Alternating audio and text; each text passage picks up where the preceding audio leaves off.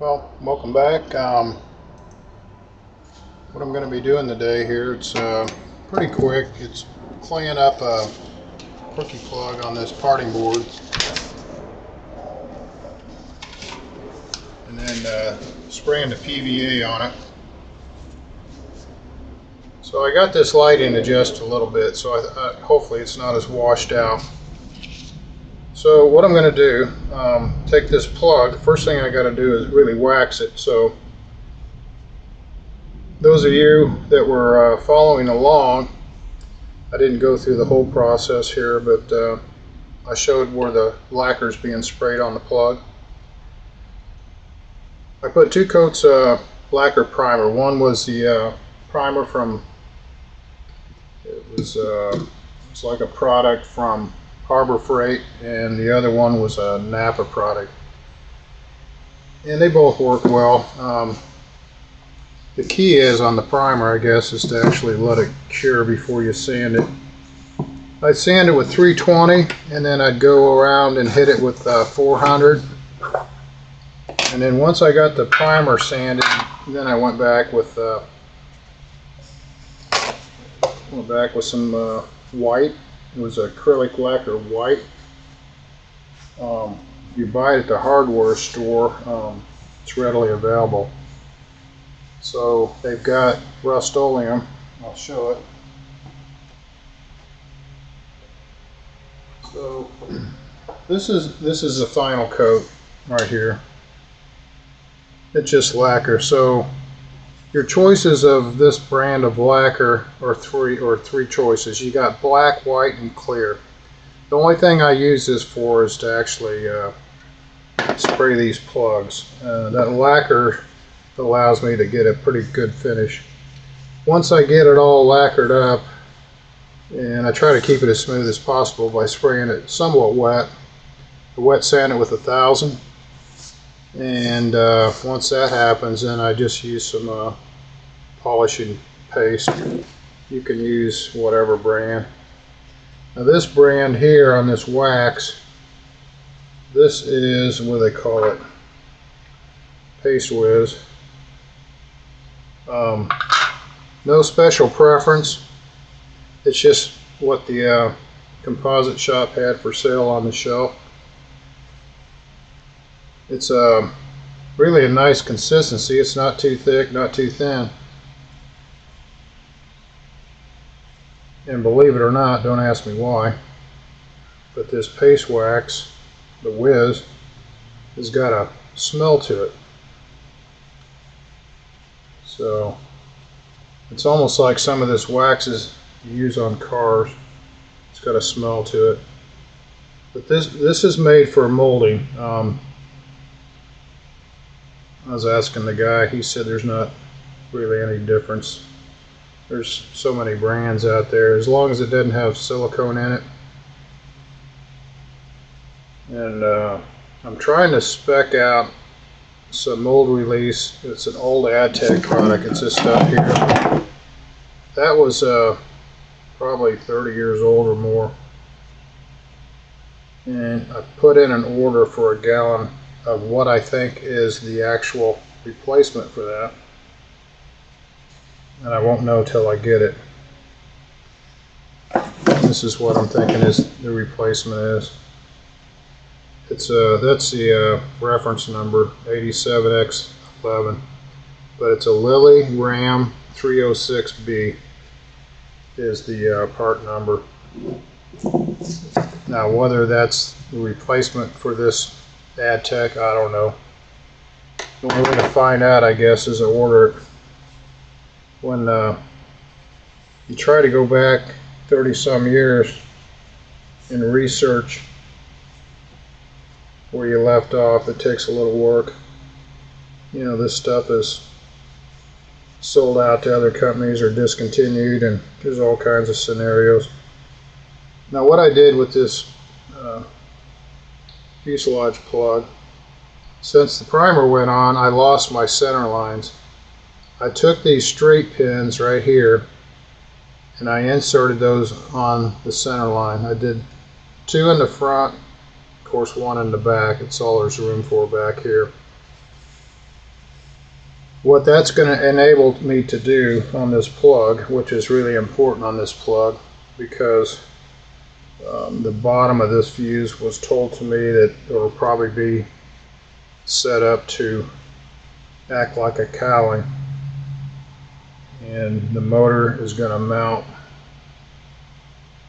up here and hang inverted, and then the bottom will go on as a cowl. So there's got to be some work done considering the wing and the landing gear. My job is just to get this plug out there with a mold. So this wax, this goes on super easy. I use some of this whiz wax on the plug I've got over there for the pod, RC pod.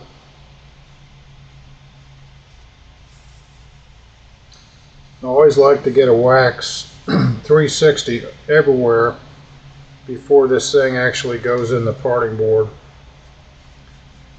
Now a lot of people will tell you got to put 6, 7, 8 coats of wax. I'm going to try to get around that. I'm going to try to do it all right here.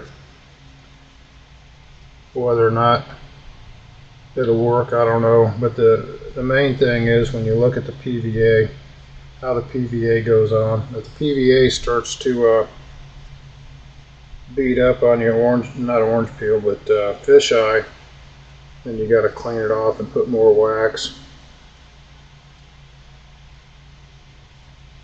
And this finish on this lacquer, this probably looks shiny, but it's not a front row finish, it's probably a second row finish. You know, you can see where it could be sanded just a little bit more.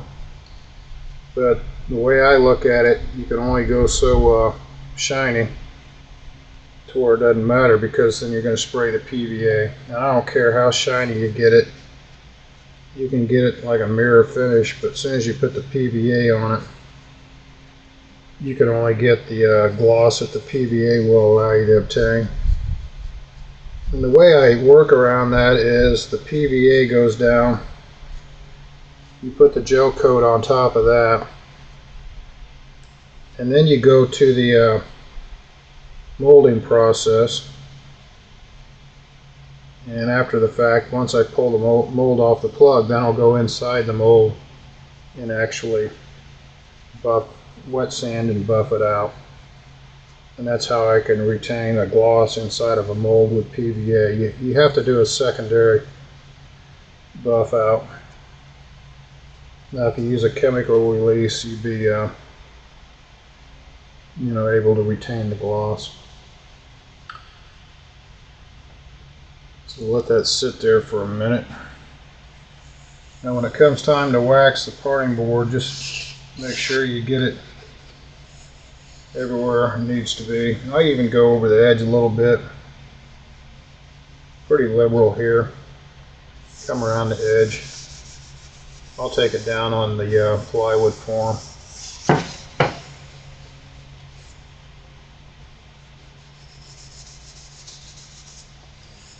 Now the tooling coat and the layup coats you're able to control. It's real easy to get the exact placement on that stuff. It's not going to go running over your tooling board by any means.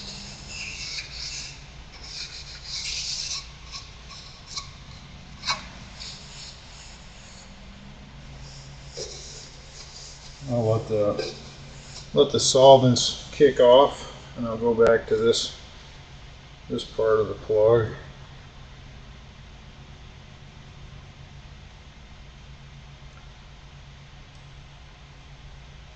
The other thing you might have noticed, I cut the wooden dowel off the front.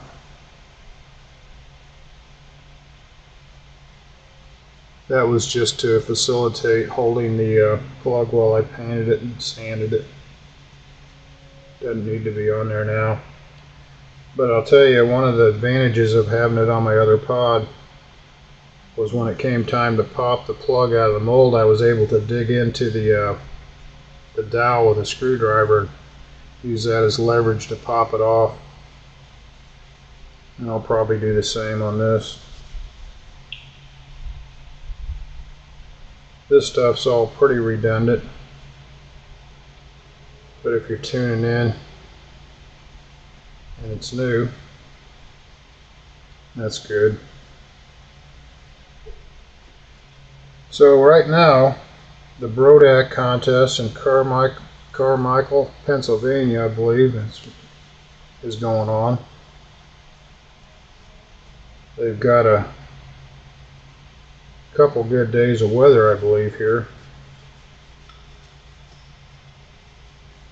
which is good. I know it started to rain early on, but you're better off having it early than during the contest. So I just flip the towel over here and do a little buffing on the dry part of the towel.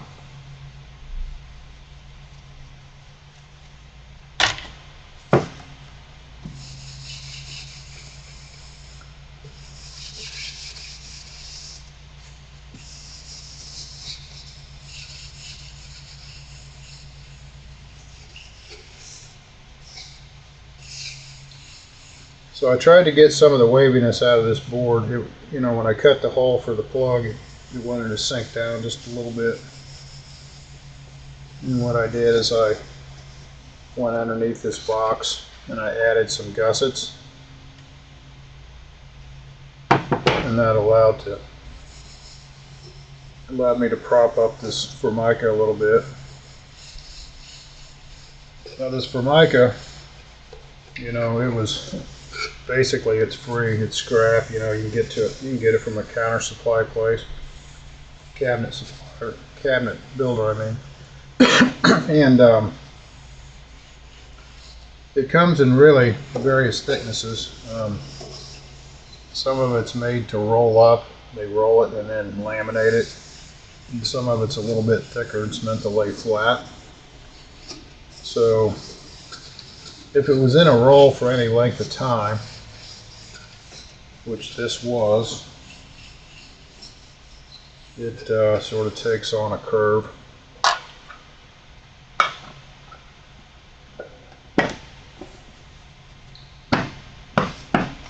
So that's that. Got the paste whiz.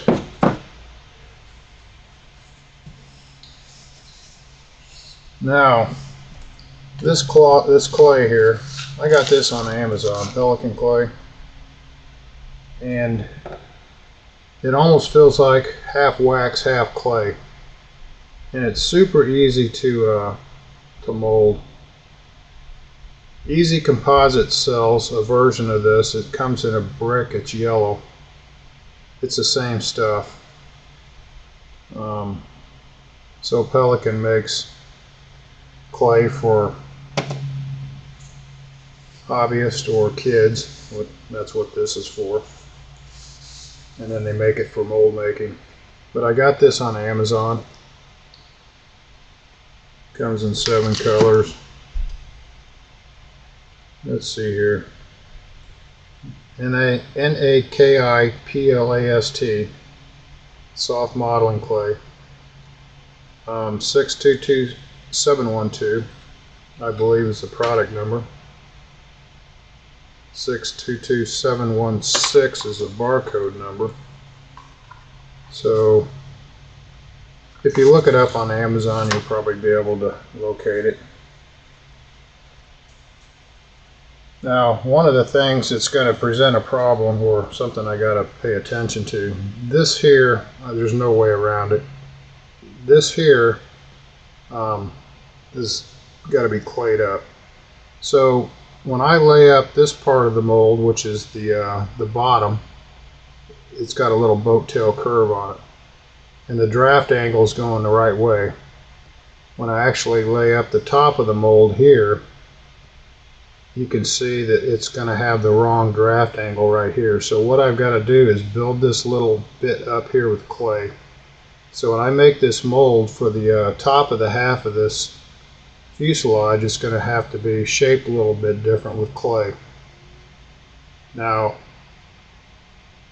what's going to happen. You're going to have to overfill this area with more chopped carbon or whatever. When the part finally comes out of the mold, you're going to trim this thing off here where the clay was to get that angle. So since it's a small angle like that, I didn't want to worry too much about, you know, going in there and changing it with a split mold. Or so that's the way that's going to work. You always got to be careful of using craft angles. So in effect, right now I probably got maybe realistically 3 coats of wax on this tool. And the pins help me actually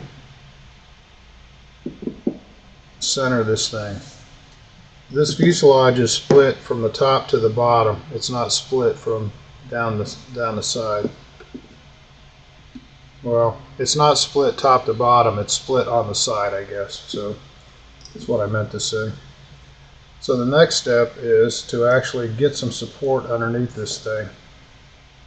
And to do that, let's see, I need to get an X-Acto here. I got one. I need to temporarily hold this plug in this box.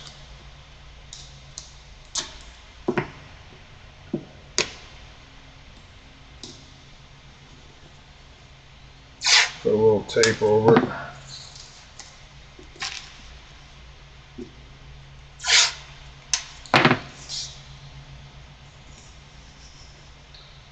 And then I'll flip it over.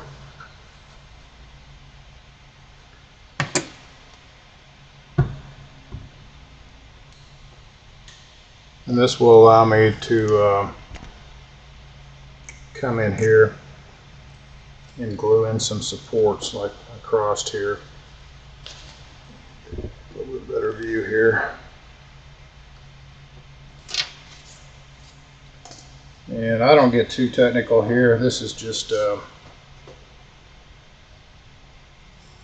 come in here like this. And I come in here and I start laying these balsa wood pieces across. I got to make sure I'm bottomed out on my pins.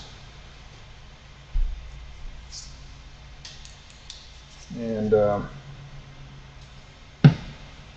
just glue these things in.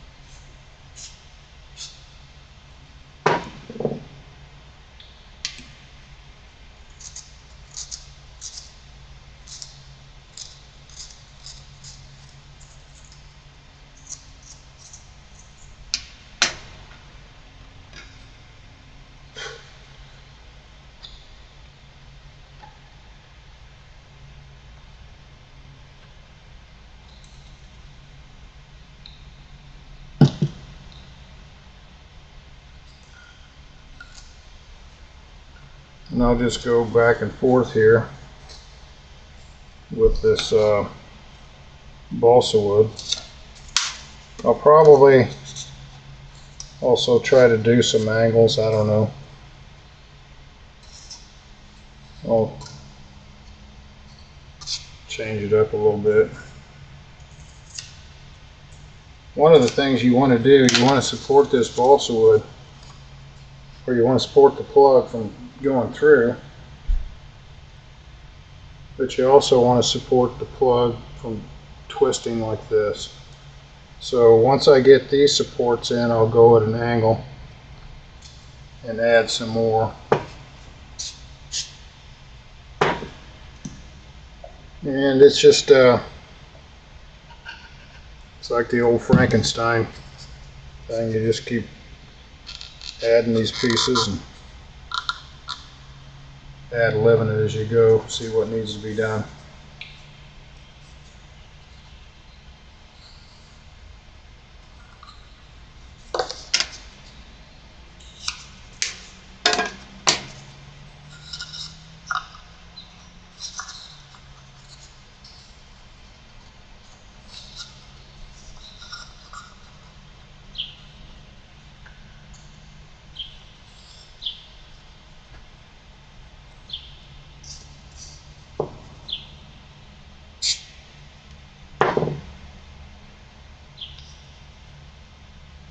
So I add the kicker to the piece I'm actually putting in there.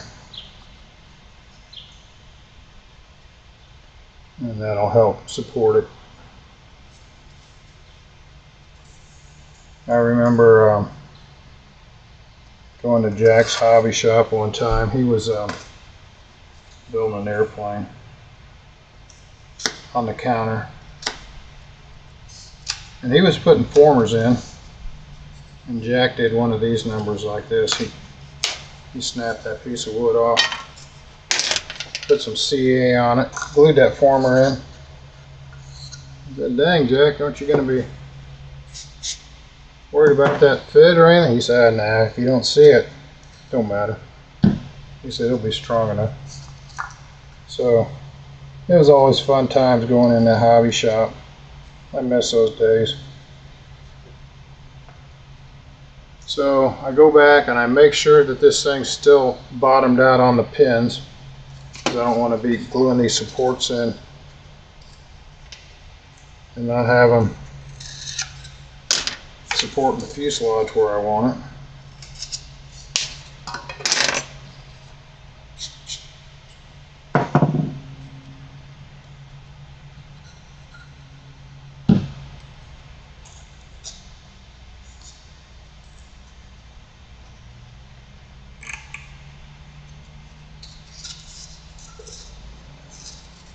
As you can see, very precise process here.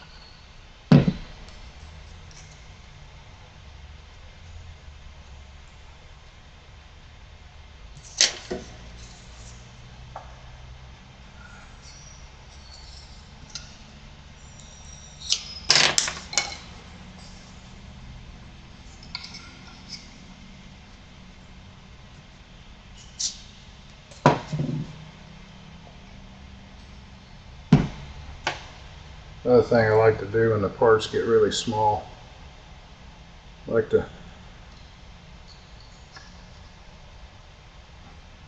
use my X-Acto blade to transfer the part in there. I've stuck my fingers together so many times.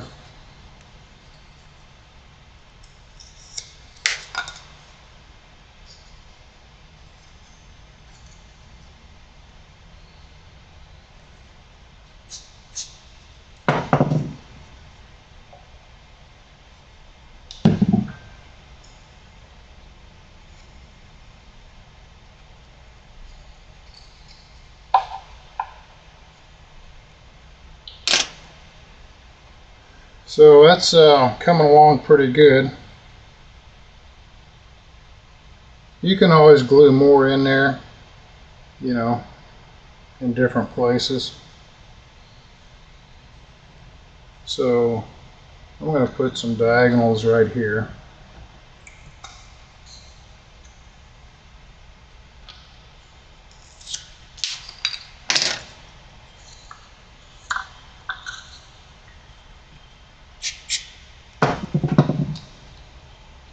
Make sure you don't get the CA on your fuselage.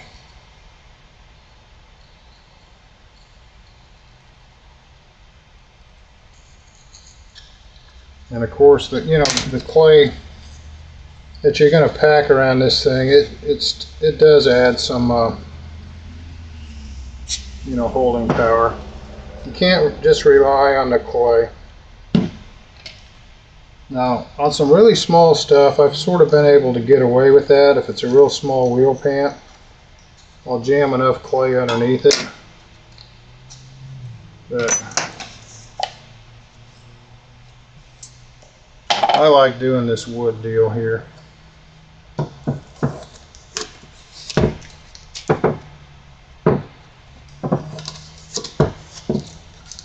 So I'll take this tape off. And then I like to, just to see how stable it is. And that feels really good. This clay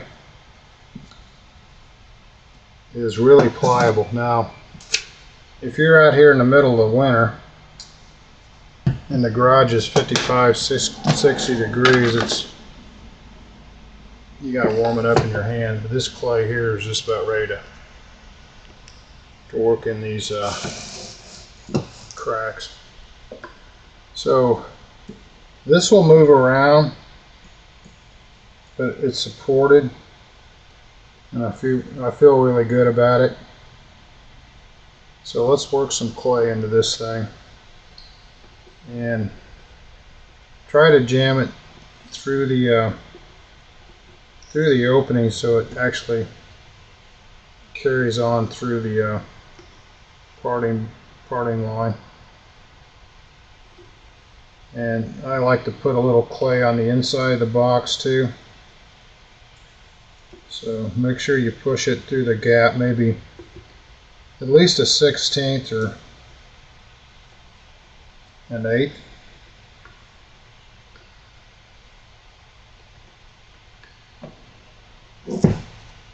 So I don't know if you can see, but right in here, you can see the clay coming through. And that's a good thing. So just work it in there.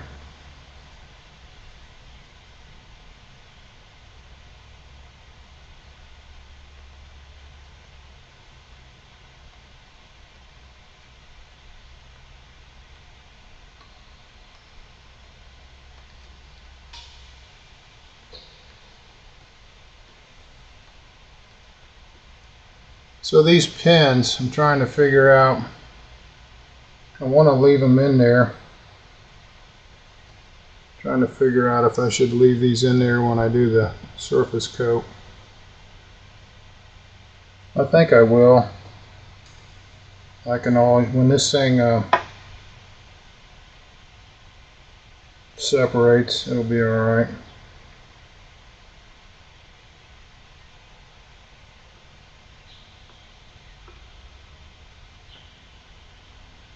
Now the next little thing, it's a tool I made up. It's a razor blade that's got a carving on it right here. See where I've taken the blade, and I put a 90-degree angle right there, and then I've got a draft angle here, and I sanded all the edges of this blade so it's really smooth with 320 to 600.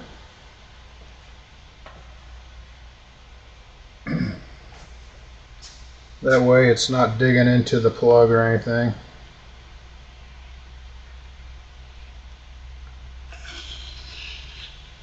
I don't try to take all the clay off in one swipe.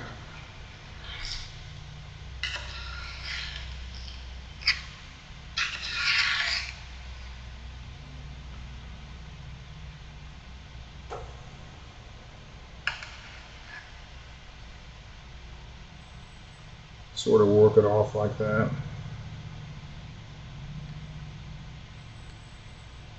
So the beauty of this clay, number one, it's nice and pliable. The bad thing about this clay is it's nice and pliable, so you got to be a little bit more careful when it comes to handling it. You mess up your clay line, especially in the summer when it's warm.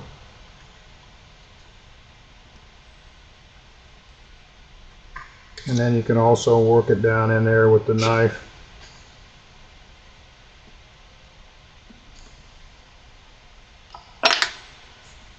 And once a mold is made, this clay line isn't going to be perfect. You're gonna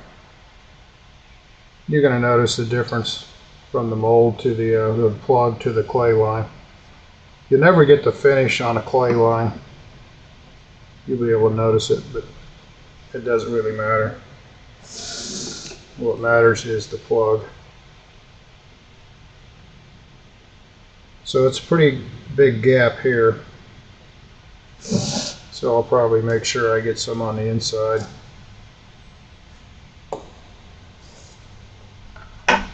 Still quite a bit came through.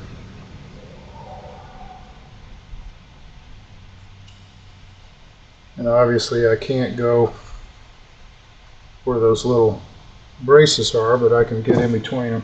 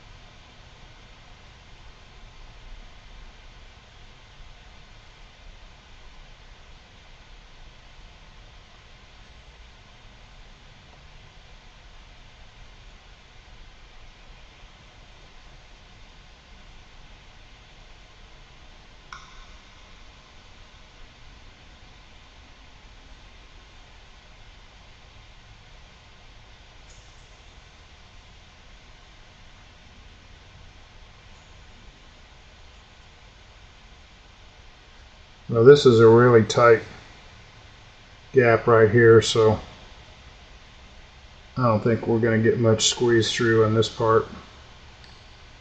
It's a pretty tight gap.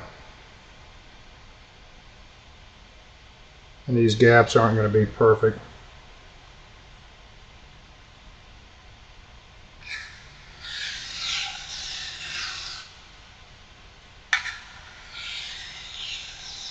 You can get this gap on the parting board pretty close when you save your template material that you cut your plug out on. So this wax slash clay, it's really a little too soft. If I had to do this over, I'd probably go back with some clay that has a little bit more body to it, especially in this warm temperature.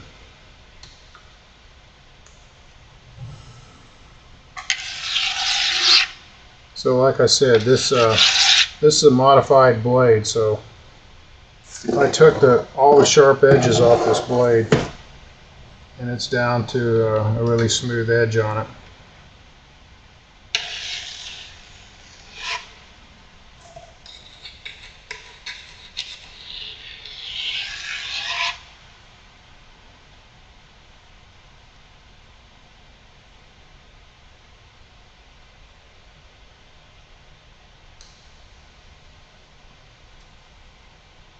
So it didn't take too long to get a nice initial fillet there.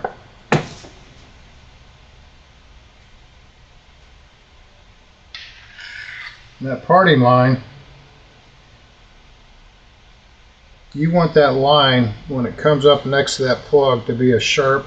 You don't want a radius on it. You want it to be nice and sharp. And what I'll do, once the clay goes down in there a little bit, I'll go back and scrape it like this, and I'll go back over it with a skim coat to build it up. Because what happens when you scrape it, initially you sort of pull too much out of that gap. And what might be the case today, since it's sort of warm, you might be pushing this stuff through the gap continuously. And if that's the case, you can go back in here and you can actually put some on the inside like this.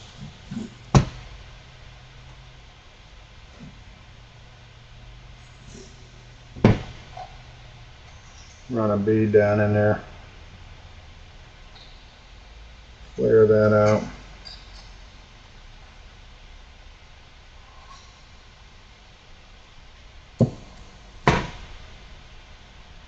A lot of times, you know, if this clay, if it stays fairly clean, you know, you just wad it back up and reuse it.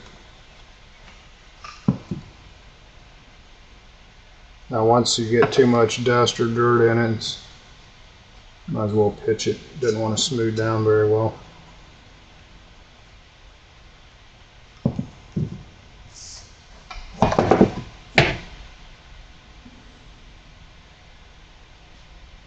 So it's important you spend a little time at this stage of the game, because this is what's going to give you your mold, good or bad.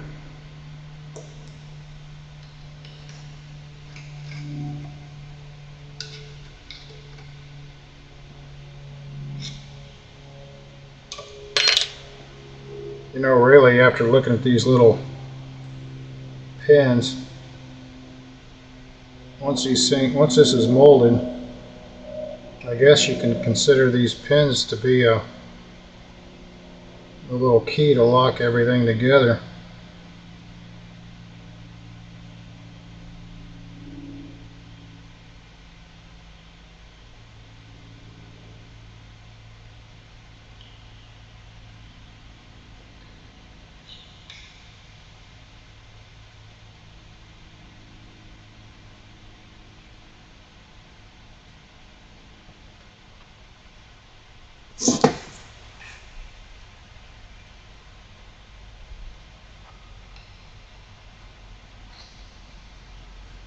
Now here where the wooden dowel was, I just smeared some extra clay over it. This is all going to be cut away anyway. Once the motor goes through there, you get the spinner on it, the nose has got to be trimmed away.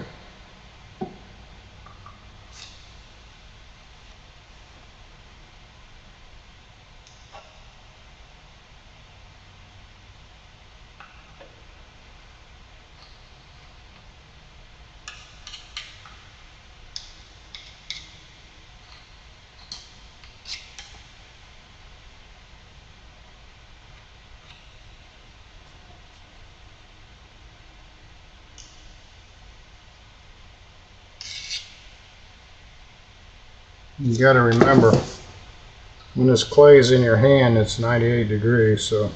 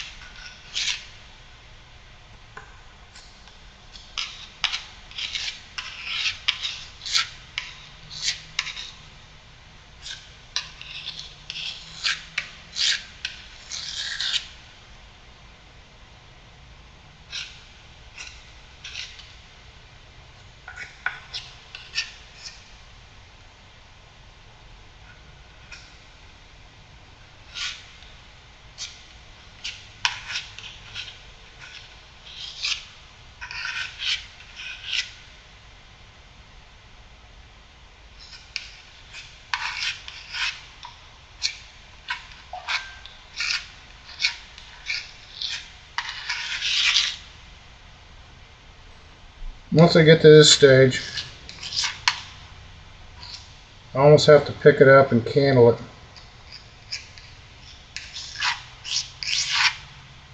which means I pick it up and I sight down through the line.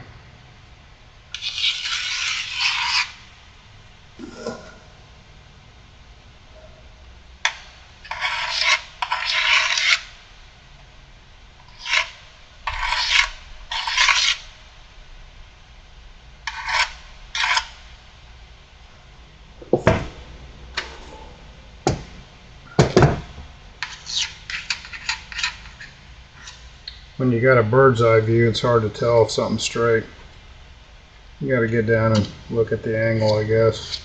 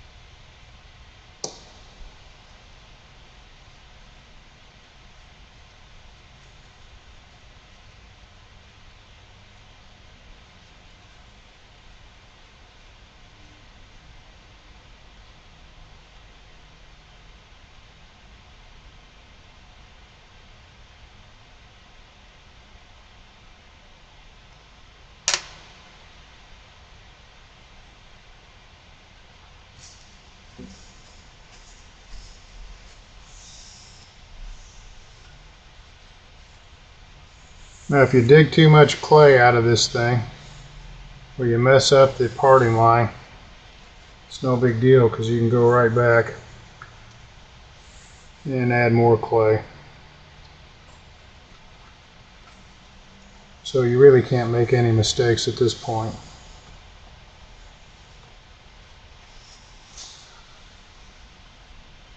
So I like to clean the clay off the plug and the excess clay on the parting board.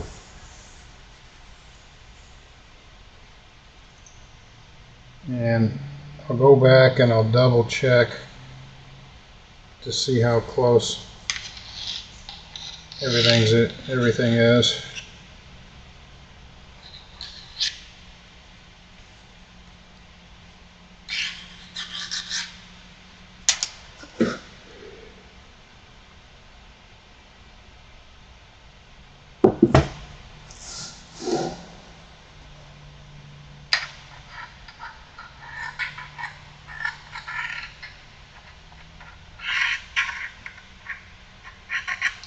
The other thing, if you have a 90-degree on your little tool here on the corner, when you lay that thing down flat against your parting board, you can tilt it up a little bit and scrape the clay that's on the plug.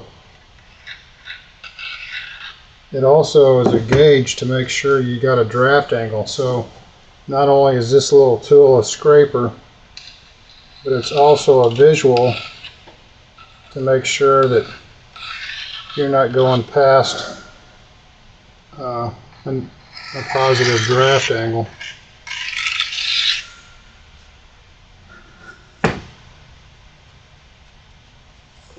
I tried to do this vertical so I could see what's going on. I can sight down the seam.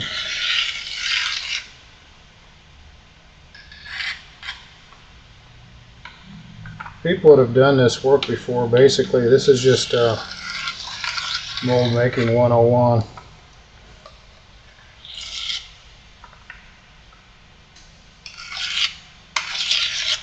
Like I said, if I had to do this over again today, I'd probably switch the clay up to something a little bit denser.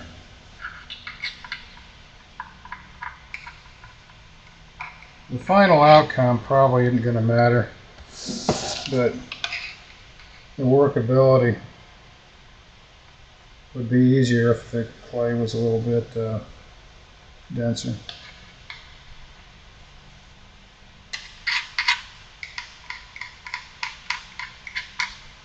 Now at this stage, I like to switch to this Adtech.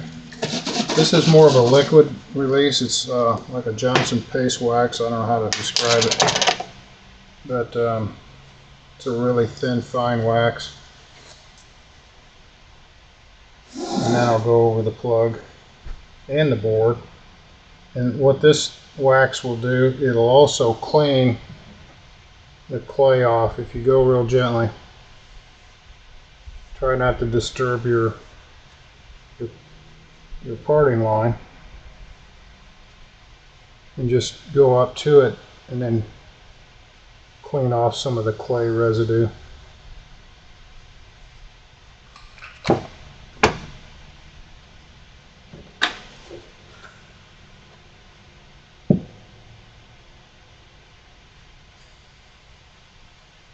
And I coat the whole thing. I've done the pot over there with the whiz, with this on top of it, worked just fine. I like to try new stuff, see how it works. Within reason, I don't stick my neck out too far, but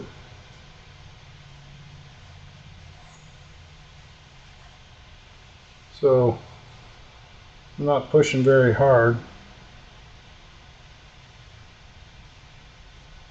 but I'm getting a nice coat of this wax on this plug. You can see some of the residue coming off, you know, the red.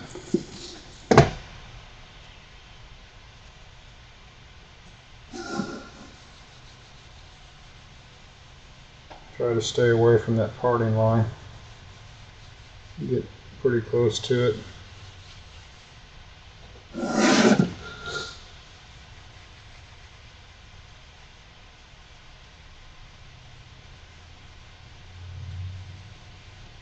If that line sinks down just ever so slightly, it's no big deal.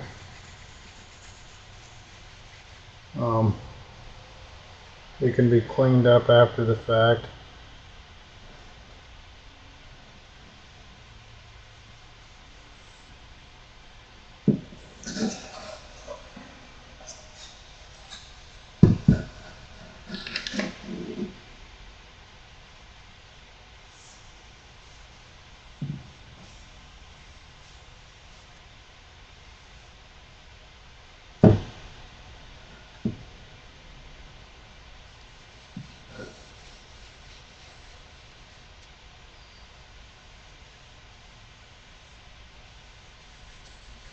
The other thing is you can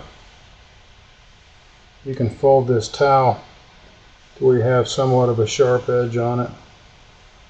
It allows you to work up really close to the gap, the seam right there, without disturbing the clay. Be careful.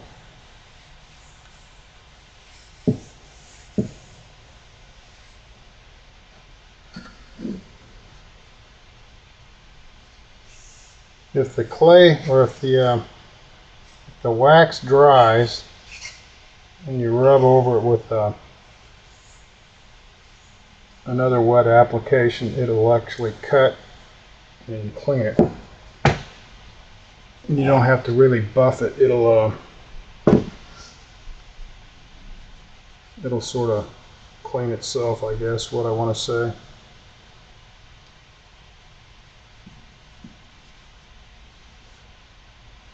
So I'll take this right up to the PVA and spray that, and that's where the video will end today, on the PVA.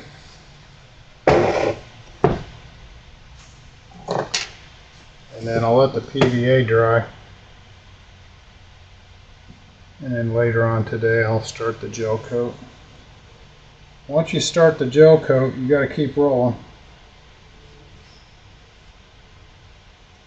So if something comes up today where I can't get to it, it'll be tomorrow.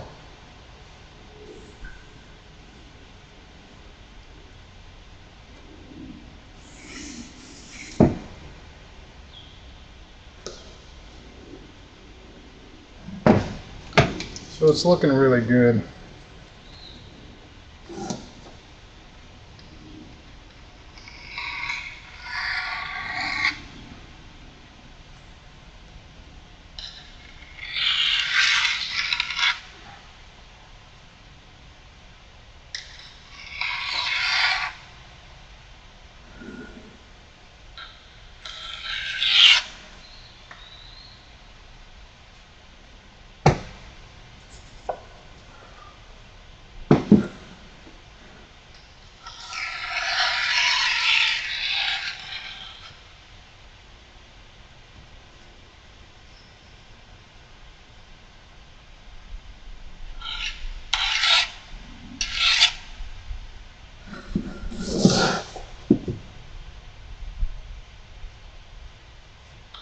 That's about as good as it gets right here.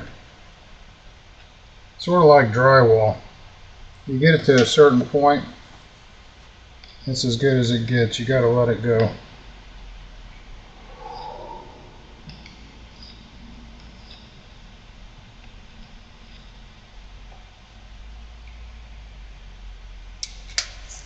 So let's see if I can get some PVA to flow out on this thing.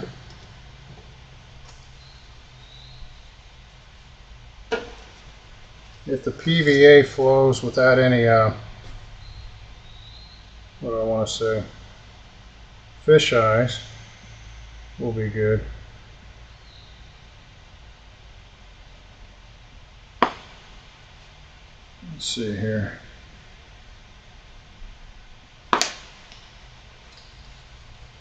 Make sure I'm still connected.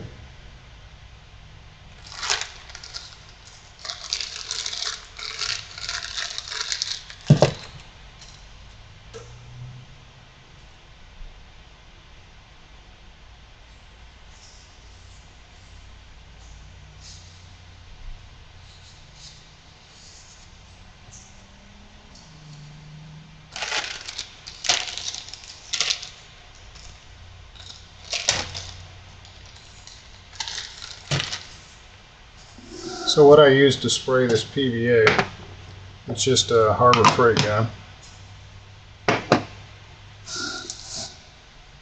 One of these.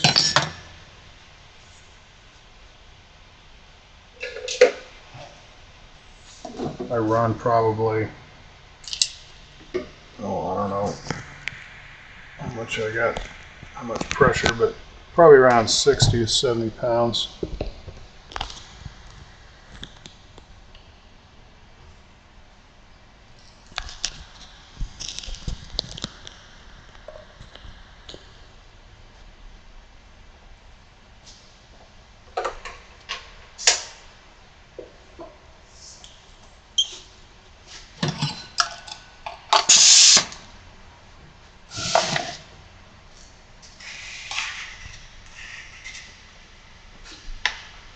So I darken this video up a little bit.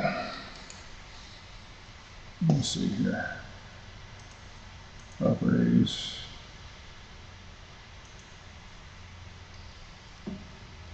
So I can go in there. Let's see.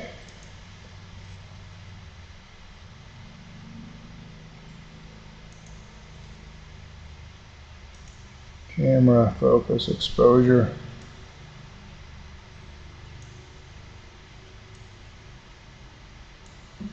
So depending on the light, you know, you get things that are backlit or outside, and then I compensated a little bit with this overhead lighting. I put some diffusers on it, so that way it's not washing everything out. So it's a compromise. So now I'm going to load some PVA in this gun. I'm going to spray it. I got the compressor set at about 85. Let's see.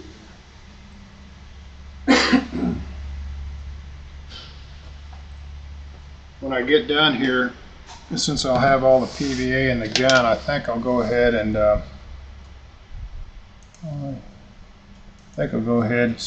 get another mold going with some PVA. Beneficial if you start doing a lot of this composite work. If you can line up all your stuff at one time, get a production type rhythm going.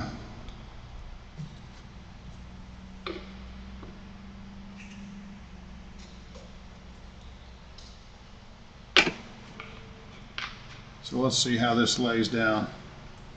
What I've got here is a Rexco. I'm not sure what I used before, but Parnall number 10, which I call the PVA. It's green. So I'll get something here I can see.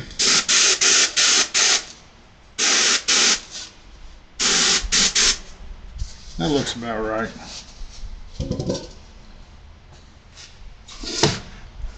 So let's see what I can do here. This camera down. See what I'm doing. Put my glasses on so I can see what I'm doing.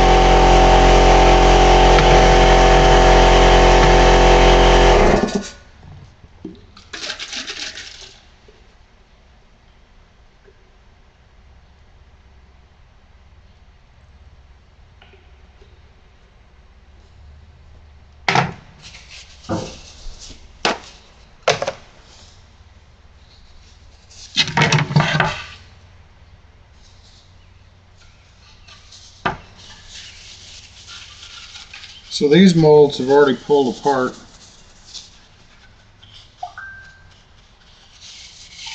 And they've been waxed numerous times.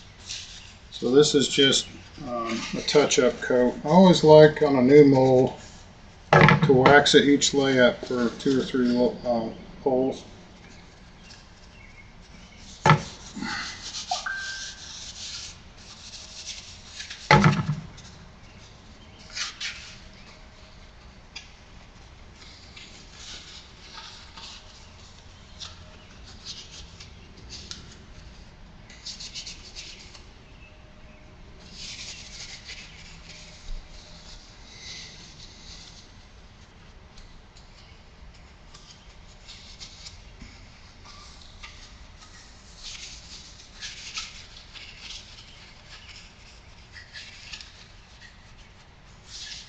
The first part I made out of this mold, I made it with sort of like a boat cloth, fine boat cloth. It's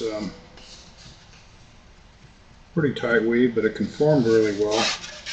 It was like a great compromise on a plain weave. It was glass, and I use West Systems on it.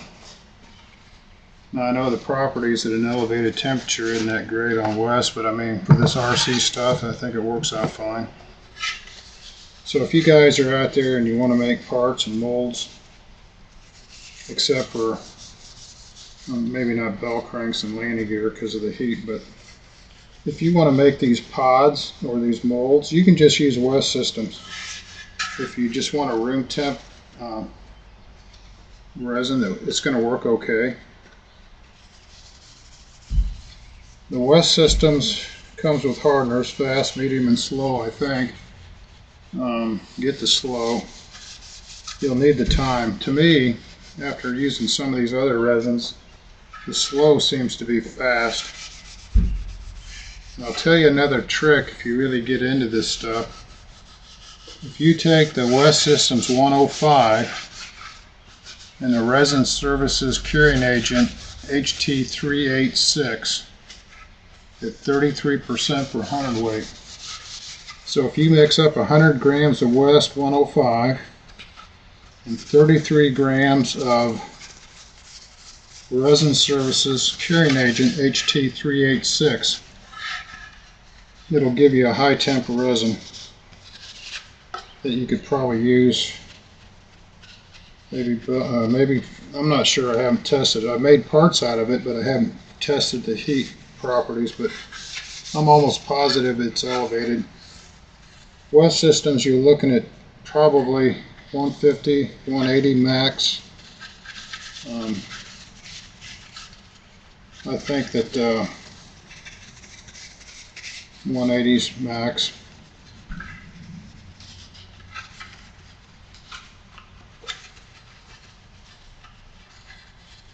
Now with the HT386, the high temp, you might get it up in the 200s.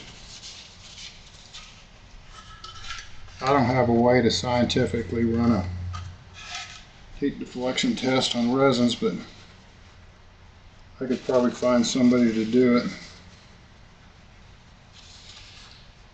One of the things I'm going to do when I get this new wax, I got a source that's going to actually run it through. I think you call it a spectrometer or something. He can tell me the chemicals that are in this versus the other stuff I'm getting. It'll be interesting to see how it measures up.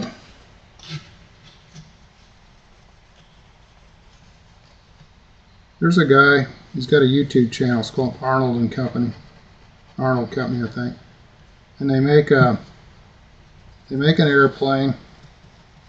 It's a racer. I'm talking the one you sit in. So they go from styrofoam to Bondo to, you know, the whole process of molding this thing. It's really interesting. It's really long format, and it's an old video. It was put out years and years ago, probably in the 90s, I'm guessing. But they put it into a YouTube video. You could tell it looked like originally it was on a VHS tape. It's the old square format, but it's got a ton of good info. I love watching those old videos. So I think we're going to be good to get the PVA on there. Find out.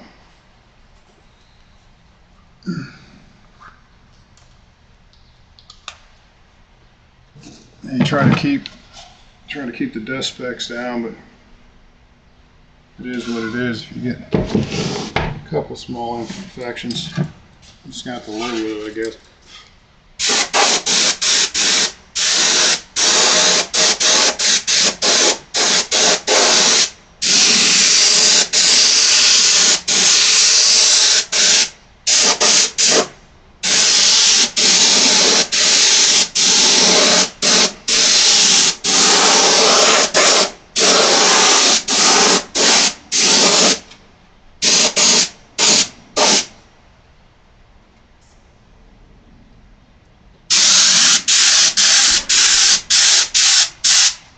So you can tell I've got it atomized pretty good here.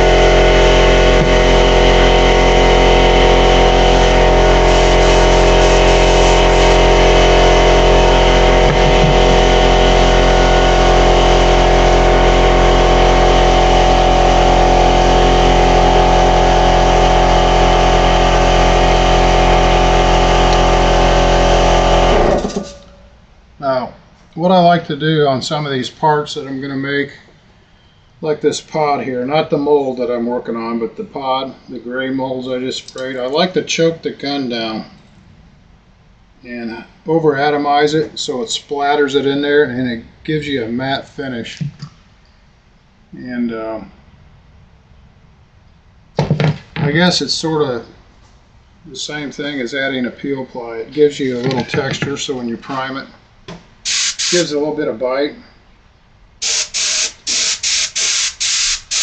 So I'll go through there and over atomize it and sort of spray it dry so I can get a matte finish.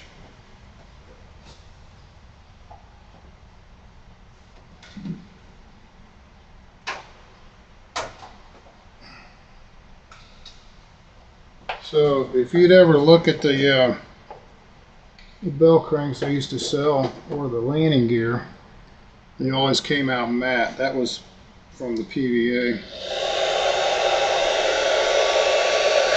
Speed it up a little bit here.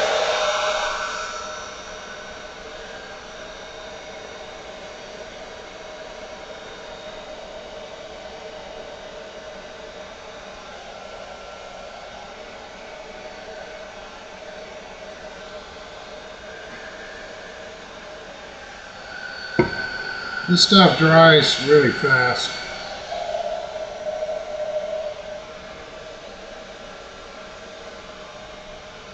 It'll go from a glossy to a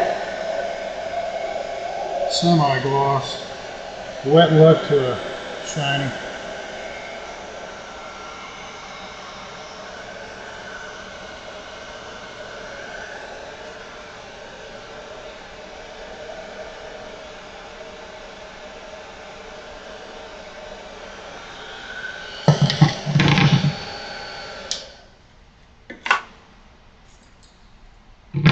So I'll check the atomization out here on the flange. I'm good.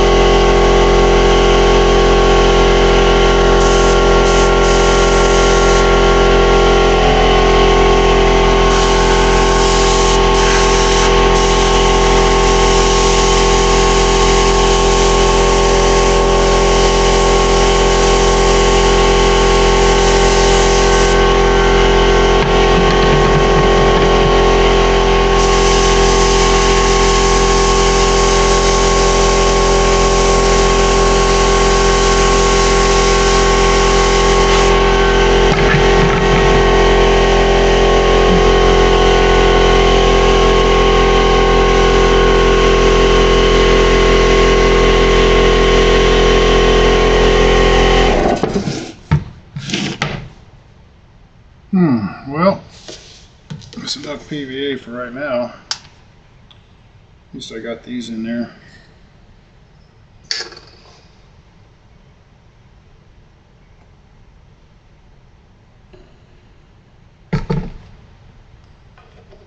Run a little Windex through this gun and then I'll clean it out with water.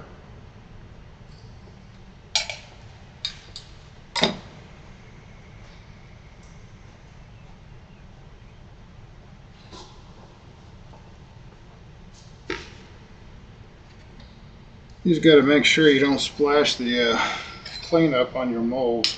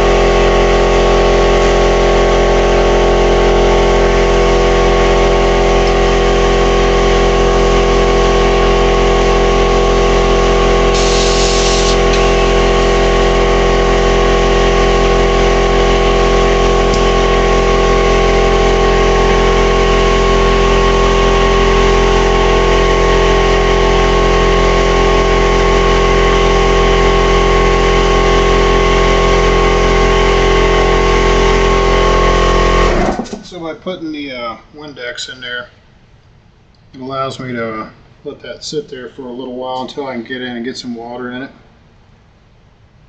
So that's why I do that. A PVA over time is sort of corrosive. You can't leave it in the gun. You got to get it out of there. I used to have a gun that was stainless steel, but Harbor Freight, not so much. So this is maybe an example of the gloss I've got. You know, it's nice. It's nice and shiny. The surface coat that I'm putting in there is a HTR. No, it's the HSC 302 with a 302X hardener. The 302 surface coat was highly polishable. It was made for nickel mandrels, for whatever that meant. But that's what's in this surface coat here. So it's highly polishable. So I really didn't need to with these molds, but if something was a little rough in there, I could wet sand that with, I'd start with 600 and then go up, you know, work my way up to 1,000, 1,500 and buff it. And you get a really nice finish on this surface coat. So I know some of the guys out there in YouTube land, they make surface coat out of the same resin they're making the part out of, or the mold for that matter, and that's really a good way of doing it. If you use a surface coat like 302 at Resin Surfaces, you got to make sure that whatever you're backing it up with is compatible. I just go with the 302, and then I'll go with the glass and HTR 250, and then I'll add a filler like a sandwich core, which is DTO 81, and then from there I'll put more glass to keep everything balanced. But you know, a mold this size, it's, you know, it's relatively small for the most part, medium to small mold. I think of a large mold as being a big car body or something, you know. So this method works out good. Now, even though there's no epoxy involved here, it's just auto body primer and the lacquer. Still got to wax and PVA it.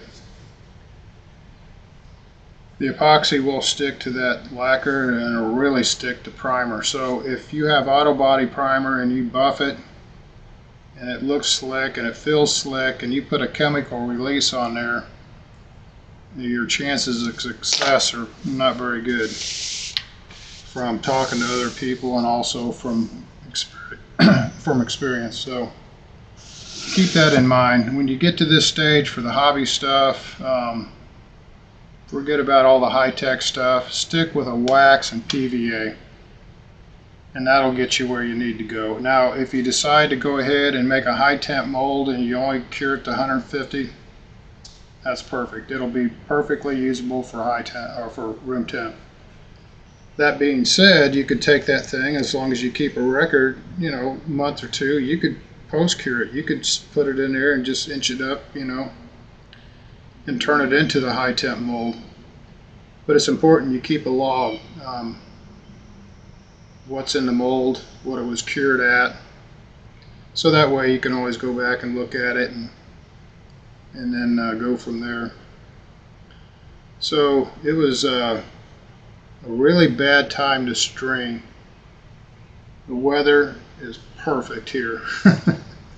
If I had to work for a living, I don't know if I'd be there today working in this weather. So shout out to all the people up there that are slugging it through the Brodak, having a great time. I know you got some good weather going. I think Sparky was streaming.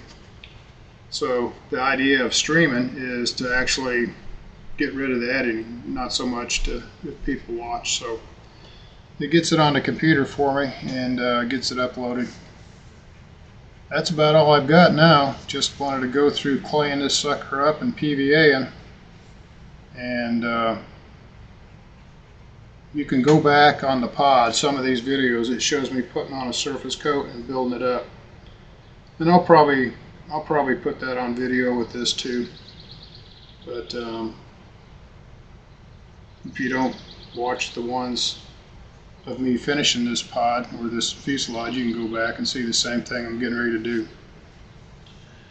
So anyway, that's about it. So I'll jump off here, and everybody have a great week, and I'll catch you later.